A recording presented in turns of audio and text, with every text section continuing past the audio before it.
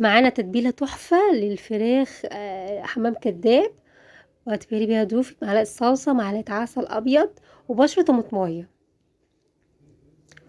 ميه بصل، وملح وفلفل وكاري وبابريكا مدخنه، وبهارات فراخ. نقلب الخلطه دي مع بعض، نقلبها كويس جدا.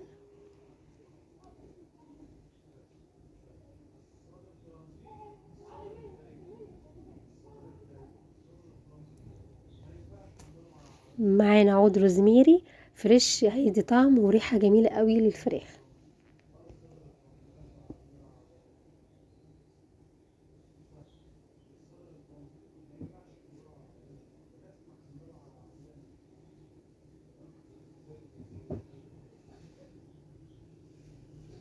نمسك الورك وندخل في قلبه التتبيله بين الجلد واللحم.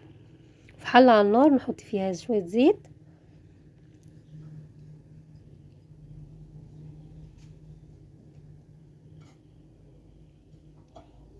نحط فيها نص كيلو فريك،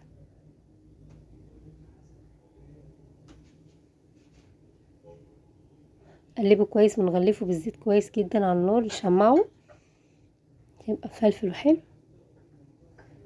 ومعلقه صلصه،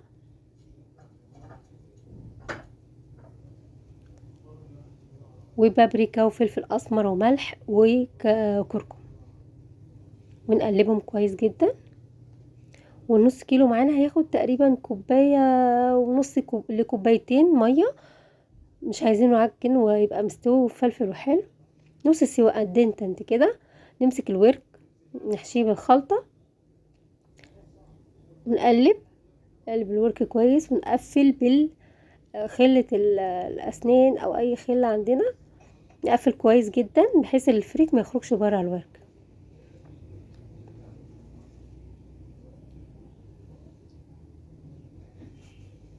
بالشكل دوت، ونشيل أي فريك على الوش عشان يبقى منظره حلو.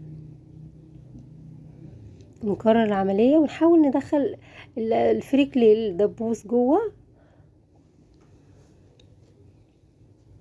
ونكرر العملية ونلف بيه الفريك في قلب الورك ونقفل بالخلة.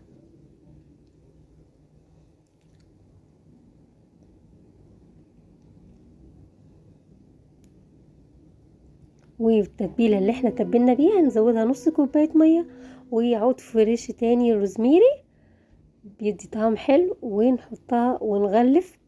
نحط ورق زبدة، نقفل الصينية وعليها ورقة الفويل، وتخش على درجة حرارة عالية مسخن مسبقا، ياخد من ساعة الا ربع كده. وألف هنا وشفا على قلوبكم.